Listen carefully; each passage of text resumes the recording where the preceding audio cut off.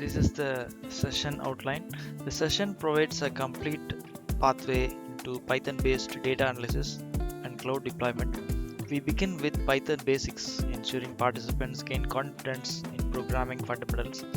Next comes a hands-on analysis exercise where Python libraries such as pandas and numpy are used to clean, process, and interpret datasets. The workflow then depends on linking with SQLite databases, showing how structured data can be stored and accessed efficiently.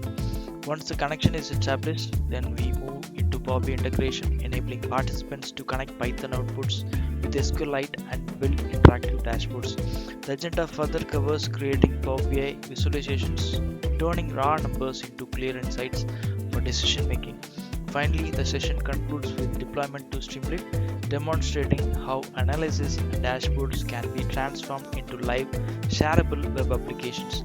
By the end, learners will understand the end-to-end process of coding, analyzing, visualizing, and deploying data projects in the cloud. So let's jump into the first part.